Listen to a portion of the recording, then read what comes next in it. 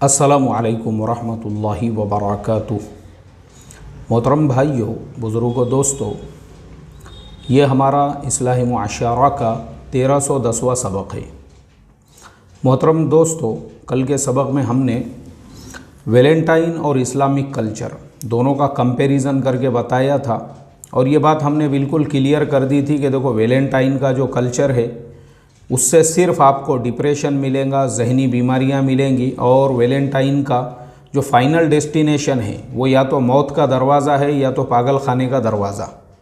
ऐसे ही जो Islamic culture है उसमें सुकून है, चैन है, आराम है, इत्मीनान है, जहनी तौर पे आप जो है बिल्कुल उसके अंदर पीसफुल ज़िंदगी गुजार सकते हैं। और इस्लामिक कल्चर दुनिया और आखिरत दोनों की कामयाबी का ज़ामिन है। अब आज का जो सबक है हम इसमें इस पॉइंट के ऊपर बहस करेंगे कि वो कौन से नौजवान लड़के लड़कियां हैं जो वैलेंटाइन कल्चर का शिकार होते हैं। वो कौन है जो वैलेंटाइन कल्चर की वजह से ज़हनी तौर पे इस तरीके से पागल होते हैं, पेशेंट बनते हैं और जो इसको एक बहुत बड़ा कारनामा समझते हैं कि जिस लड़के की जितनी ज़्यादा लड़कियां गर्लफ्रेंड्स होंगी या जिस लड़की की जितने ज़्यादा बॉयफ्रेंड्स होंगे वो अपने लिए इसको एक अचीवमेंट समझते हैं। क्यों ऐसा होता है? एक्चुअल में मोहतरम दोस्तों, ये एक जहनी बीमारी है, ये एक मेंटली जो है डिजीज़ है, बीमारी है ये। और इस बीमारी का खुलासा कौन कर सकता है? इसका खुलासा वही करेगा जो इस लाइन का एक्सपर्ट होगा, माहिर होगा। अल्हम्दुलिल्लाह, सबक नंबर 1309 के नीचे गैलेक्सी इंटरनेशनल हॉस्पिटल कतर से एक डॉक्टर साहब है जो ख़ुद मेंटल हेल्थ काउंसलर है। उन्होंने पूरे डिटेल्स में उसका रीज़न, उसकी वजूहात, ये सारी बातें जो है लिखी है। इंशाल्लाह हम उन्हीं की ज़ुबानी ये सारी चीज़ों को समझने की आज कोशिश करेंगे कि वो क्या रीज़न्स है, वो क्या वजूहात है और उन रीज़न्स और वजूहात का सॉल्यूशन क्या है। तो सबसे पहले तो मैं डॉक्टर साहब का शुक्रिया अदा करता हूँ, अपने इतने कीमती वक्त में से उन्होंने जो है हमारे उस सबक के नीचे ये डिटेल्स के अंदर सारी बातें लिखी हुई हैं। डॉक्टर साहब ने लिखा है कि मैं ख़ुद एक मेंटल हेल्थ काउंसलर हूँ और वाकई में भी ये बात बिल्कुल सही है कि ऐसे केसेस बहुत है। हमारे काउंसलिंग सेंटर में एक लड़की को लाया गया जिसने सुसाइड अटेम्प्ट किया और बार बार किया। रीज़न पूछा तो बताया कि मैं थोड़ी सांवली हूँ और मेरी सारी कज़िन्स और मेरे सारे फ्रेंड्स वो लोग गोरे हैं, तो बचपन से उन्हें ज़्यादा लोग पसंद करते थे। अब देखो, ये यहाँ तक जो डॉक्टर साहब का पॉइंट है हम थोड़ा उसको क्लियर करेंगे। डॉक्टर साहब ने क्या कहा, जो बातें हमने 1390 सबक में बताई कि डिप्रेशन, जहनी बीमारी और मेंटल पेशेंट आदमी कैसे बनता है। डॉक्टर साहब ने लिखा ये बात बिल्कुल सही है। उसका रीज़न लिखा उन्होंने। रीज़न ये लिखा कि उनके जो काउंसलिंग सेंटर है बहुत से पेशेंट इसी टाइप के वहाँ पे आते हैं। और वो पेशेंट क्यों बनते हैं? एक लड़की बार बार उसने ख़ुदकुशी करने की कोशिश की, बार बार। अब बार बार ख़ुदकुशी करने की कोशिश करने के बावजूद भी जो है वो कामयाब नहीं हो सकी। तो अब डॉक्टरों का तो काम होता है उसको प्यार मोहब्बत से पूछने का कि भाई क्या रीज़न है, तुम आखिर ख़ुदकुशी क्यों करना चाहती हो। अब उसने उसका रीज़न बयान किया। रीज़न ये है, उसकी जितनी भी कज़िन्स थी, कज़िन्स मतलब चचेरी, खलेरी, ताहेरी, फुपेरी, मुमेरी, ये सारी जो बहनें हैं और जो उसकी फ्रेंड्स हैं, वो सब देखने दिखाने में थोड़े गोरे थे, थोड़े ब्राइट थे और ये बेचारी जो है थोड़ी सी डार्क थी, थोड़ी सी सांवली थी। अब सांवली होने की वजह से लोग जो है जो गोरे नज़र आते थे उनको ज़्यादा चाहते थे, उनको ज़्यादा मोहब्बत करते थे और इस बेचारी के साथ में सौतेला सलूक करते थे, सिर्फ इस वजह से कि ये थोड़ी सी देखने दिखाने में डार्क थी। अब मैं आपको हमारे समाज के इस निगेटिव पॉइंट को थोड़ा सा हाईलाइट करता हूँ। ये जो है ना, ये जो हमारा इंडियन, पाकिस्तानी, बांग्लादेशी समाज, इन मुल्कों के अंदर ख़ास तौर पे, हालांकि इनमें अक्सरियत मुसलमानों की है जिनके पास में कुरान है और साफ़ लफ्ज़ों में अल्लाह ने रेसिज़म को आज से 1450 साल पहले ऐसा सरासर उसको रिजेक्ट कर दिया, ख़त्म कर दिया, उसका गला घोट दिया। लेकिन उसके बावजूद मुसलमान समझने को तैयार नहीं है। कुरान में 1450 साल पहले आयत नाजिल की, या अय्युहन्नास इन्ना खलकनाकुम मिन ज़करिन व उन्सा, काला गोरा, इस्लाम में इसके लिए कोई जगह नहीं है। इसीलिए अल्लाह के नबी सल्लल्लाहु अलैहि वसल्लम ने हज़रत ज़ैद इब्ने हारिसा, जो देखने दिखाने में बिल्कुल काले सांवले थे, अपनी हकीकी फूफीज़ात बहन का उनसे निकाह करा दिया। ये नहीं देखा कि वह काले और सांवले हैं।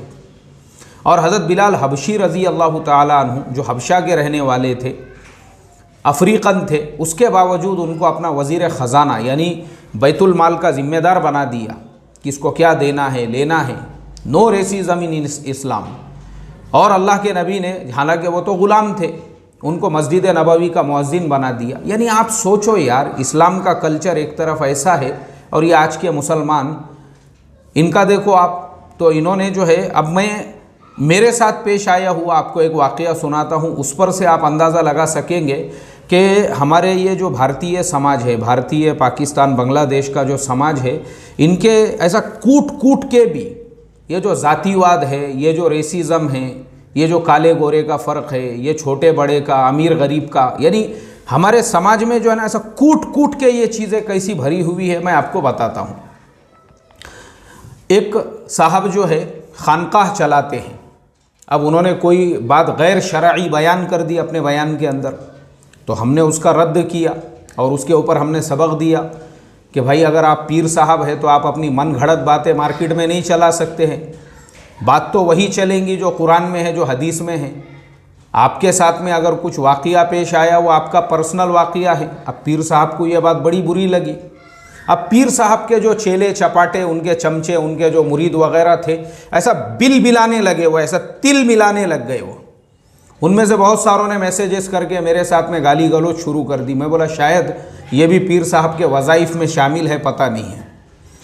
फिर एक ने मुझे मैसेज किया, उन्हीं में से किया, तुम बोले इंडिया के भिखारी खाने को नहीं, तुम्हारे पास में काले कलोटे बोले तुम लोग।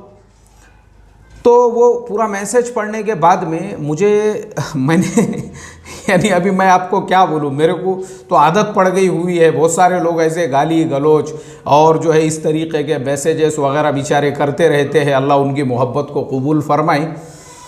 मुझे वो मैसेज पढ़ने के बाद अफसोस इस बात का हुआ कि वो अगर मुझे अनपढ़ कहता, वो मुझे जाहिल कहता, वो दूसरी और बहुत सारी बातें अगर मैं लिखता तो कोई हर्ज नहीं था। मुझे जो है, मैं उसको रिएक्ट नहीं करता था। लेकिन यार काला जो उसने उसमें लिखा ना, तो मैं ये सोचने लगा कि आए अल्लाह, एक आदमी जो खानकाह में बैठा हुआ है, औरात व वज़ाइफ पढ़ रहा है माशाअल्लाह, उसके दिल में से ये काले गोरे का फ़र्क नहीं निकला हुआ है।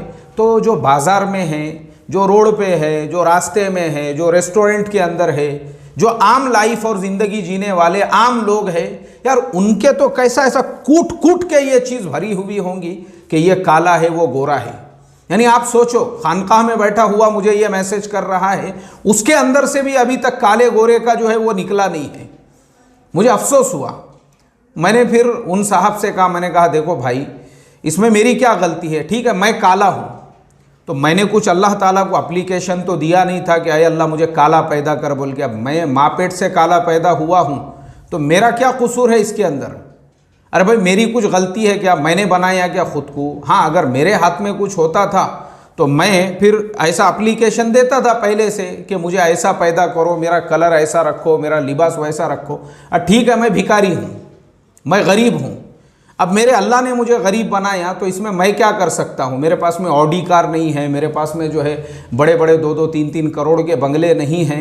गरीब हूँ मैं, कोई बात शक की बात नहीं है इसके अंदर। मैं बच्चों को पढ़ाता हूँ, उनकी फ़ीस जो आती है उसी पे मैं अपनी ज़रूरियात को पूरा करता हूँ। बिल्कुल हम गरीब है, कोई मसला नहीं है इसके अंदर। तो इसमें हमारा क्या कसूर है? इसमें क्या हमने अल्लाह ताला को एप्लीकेशन दिया था काले गोरे के बारे में या गरीब अमीर के बारे में? ये हमारी मेंटालिटी, मैं आपको बता रहा हूँ, खानकाह में बैठे हुए की मेंटालिटी ऐसी है। मैंने हमारे दूल्हा दुल्हन कोर्स के भी जो स्टूडेंट हैं, उनको मेरे ख्याल से जो लास्ट बैच के स्टूडेंट थे, उनको मैंने सबक में वही बताया। मैं बोला देखो, ये दुल्हन को देखने के लिए भी जो महल्ले वाले आते हैं ना, तो कभी भी उसकी बुराई मत बयान करना। बहुत सारे लोग बहुत ही खबीस, गलीज, गिरी हुई, चीप, और मैं समझता हूँ ये गंदी आदत है। ये वो बेचारी दुल्हन तुम्हारे घर पे मेहमान बनकर आई है और उसका सूरत देखने के बाद उसके पीठ पीछे ही चर्चा चल रही है, अरे अरे अरे उसकी नाक तो ऐसी है, सूरत तो वैसी है, कलर तो ऐसा है। अल्लाह माफ़ करे मोहतरम दोस्तों, ये जो अजाब आया हुआ है ना हमारे भारत के अंदर, जो अजाब मुसलमानों पे, जो CA NRC, अभी देखो ना डिटेंशन के सेंटरों का काम शुरू होने वाला है, ये अजाब है। ये हमारी इन्हीं हरकतों की वजह से कि इस्लाम को हमने जुब्बे की लंबाई तक और रुमाल बस हमारा जो है एकदम टनाटन होना चाहिए और बस मस्जिद में नमाज वाले इस्लाम तक महदूद किया, ना हमने इसको शादी में आने दिया, ना ब्याह में आने दिया, ना हमारे इस मुआशरत के अंदर कि किसी को नाम नहीं रखना चाहिए। गलत बात है ये, अल्लाह हिफाजत फरमाए। वो बच्ची जिसने 3-4 मरतबा सुसाइड की कोशिश की, रीज़न उसका सिर्फ़ और सिर्फ ये था कि उसकी जितनी कज़िन सिस्टर्स थी उसके साथ में डिस्क्रिमिनेशन हो रहा था, घर के अंदर भेदभाव हो रहा था उसके साथ में, सिर्फ इस वजह से कि उसका कलर थोड़ा सा डार्क था।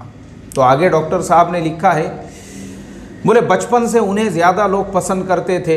एक दिन अचानक एक लड़के ने कॉलेज में मुझे प्रपोज किया और मैं उसके पीछे दीवानी हो गई। बाद में पता चला that he just wanted to use me. जब मैंने शादी की बात की तो कहा कि मैंने क्या तेरे जैसी काली से शादी करूँगा। कहती है वो सीन मेरे दिमाग से जाता नहीं है। आई कांट स्लीप, डर लगता है, घबराहट होती है। आई रिक्वेस्ट पेरेंट्स की अपने, हाँ अब ये डॉक्टर साहब जो है आगे वो रिक्वेस्ट कर रहे हैं कि बोले आई रिक्वेस्ट पेरेंट्स कि अपने बच्चों को लाड़ प्यार जाहिर करो, उन्हें उनकी खूबियाँ बातों और ऐसे ही उनके अंदर जो अच्छाइयाँ हैं उनको जो है सराहो आप। डॉक्टर साहब ने क्या लिखा है, ये मत करो, अपने बच्चों का पहले दिल जीतो। ये जो लड़की बाहर जो इश्क और मोहब्बत तलाश कर रही थी, क्योंकि उसने देखी उसके साथ डिस्क्रिमिनेशन हो रहा है। उसकी जो दूसरी कज़िन सिस्टर्स है उनको प्यार मोहब्बत इसलिए मिल रहा है, देखने में वो जो है अच्छी है, सफ़ेद है, और ये बेचारी थोड़ी सी डार्क है। तो जब इसके साथ भेदभाव घर में ही शुरू हुआ तो बाहर ये मोहब्बत तलाश करने लगी। आगे फिर लिखा है डॉक्टर साहब ने कि मौलाना, आज के टीनेजर का सबसे बड़ा मसला लैक ऑफ अटेंशन है। ख़ुद को रिस्पेक्ट नहीं करते, घर में अटेंशन मिलता नहीं है, और अचानक बाहर से किसी का अटेंशन मिलने लगता है तो पागल हो जाते हैं। ये जो पॉइंट है मैं ख़ुद इस बात को एक्सेप्ट करूँगा, क्योंकि मैंने बहुत सारी मुसलमान लड़कियां जो गैरों के चुंगलों में और दूसरों के चुंगलों में जो फंस जाती है, क्योंकि उनको वहाँ पे रिस्पेक्ट मिलता है, वहाँ पे उनको मोहब्बत मिलती है, वहाँ पे उनको वो चीज़ें मिलती है जिसका इमेजिनेशन भी उन्होंने अपने घरों के अंदर, अपनी फैमिलीज़ के अंदर नहीं किया हुआ होता है। क्योंकि हमारे घरों के अंदर सुबह उठने से लेके बच्चों को गालियाँ देना, उनको बुरा भला बोलना, उनको ये बोलना कि अरे तू मर जाती तो अच्छा रहता था, तू खप जाती तो अच्छा रहता था, तू पैदा होते क्यों नहीं मर गई, तू ऐसा क्यों नहीं हो गई, तू वैसा क्यों नहीं हो गई। इस तरीके से जो उसको जलील किया जाता है घर के अंदर, और बाहर जब उसको रिस्पेक्ट और इज्जत मिलती है तो फिर उसको ऐसा फील होता है, उसको ऐसा महसूस होता है, साला मेरे घर के लोग जो है जिंदे होके भी मेरे लिए मरे हुए अच्छे हैं, फिर ऐसे लोग मेरे क्या काम के हैं। तो इसके लिए हमारा काम है अपनी औलाद को, अपने शागिर्दों को, अपने स्टूडेंट्स को हम इस तरीके से प्यार मोहब्बत, उनको अटेंशन दें उनकी छोटी छोटी बात के ऊपर। अब जो लोग फेसबुक के ऊपर हमारे साथ जुड़े हुए हैं, देखते होंगे आप लोग कि हम हमारे स्टूडेंट्स को किस तरीके से उनको अप्रिशिएट करके, सबक सुनाया तो चॉकलेट इनाम, हफ्ते भर अच्छा सबक सुनाया तो बड़ा चॉकलेट इनाम, इस तरीके से जो है उनकी हिम्मत अफजाई करके, हौसला अफजाई करके बच्चों के अंदर जो है ना एक तरह का आप उनके अंदर पॉजिटिविटी पैदा करते हो। अभी देखो मैं आपको बताता हूँ, मैं यहाँ पे भी बच्चों को पढ़ाता हूँ, यहाँ पे भी, ऑफिस में भी, और यहाँ पे भी मेरे पास में जो है चॉकलेट का पैकेट मौजूद है। यहाँ पे भी जो बच्चे मेरे पास में पढ़ने के लिए आते हैं मगरिब बाद में, उनको भी मैं अच्छा सबक सुनाने पे फ़ौरन 1 चॉकलेट, डबल सबक सुना दिया तो 2 चॉकलेट, टिबल सुना, जितनी मरतबा सुनाओगे। तो ये क्या रहता, बच्चों के अंदर हौसला अफजाई, हिम्मत अफजाई करके उनको आगे बढ़ाने का रहता। ये नहीं कि झिड़क रहे हैं, जलील कर रहे हैं, तो इससे क्या होता, बच्चों के हौसले हिम्मतें टूट जाती है। डॉक्टर साहब ने जैसे लिखे कि इसी वजह से फिर बच्चे गैरों के चक्करों में पड़ जाते हैं, फिर माँ बाप एड़ियाँ रगड़ते और रोते बैठते हैं कि हमारी बच्ची हमारा घर छोड़ के भाग गई। क्या बातें डॉक्टर साहब ने लिखी है। डॉक्टर साहब मैं आपका शुक्रिया अदा करता हूँ, वाकई में आपने एक बहुत ही सही पॉइंट को आपने हाईलाइट किया है। और नौजवान अगर मेरा ये सबक सुन रहे होंगे तो मैं नौजवानों से ये रिक्वेस्ट करूँगा कि देखो बच्चों, कलर, हाइट, ये सब चीज़ें कोई मायने नहीं रखते हैं। मायने रखता है आपके अंदर का हौसला, आपके अंदर का हिम्मत। तो अगर आप में हौसला है, आप में हिम्मत है, तो दुनिया की कोई ताकत भी आपके कलर, आपके हाइट की वजह से आपको तरक्की करने से नहीं रोक सकती है। अल्लाह की ज़ात पे यकीन और उसके नबी के तरीक़े पे चलते हुए अपने आप को अपने पैरों पे खड़े कर कर दुनिया को ये मनवाओ कि आप भी किसी से कम नहीं हैं, और ये सब चीज़ों को बाजू रख दो। ये मेरा कलर ऐसा है, मेरी हाइट वैसी है, मुझे लोग अटेंशन दे रहे हैं या नहीं दे रहे हैं। जब आप काबिल बन जाओगे ना, तो दुनिया खुद आपके कदमों में रहेगी इंशाअल्लाह। अल्लाह तबारक व तआला हम तमाम को उसके नबी सल्लल्लाहु अलैहि वसल्लम के तरीक़े और उसके हुक्मों पर चलकर ज़िंदगी को पूरी तरह से जीने की तौफ़ीक़ अता फ़रमाए। अस्सलामु अलैकुम व रहमतुल्लाहि व बरकातुहू।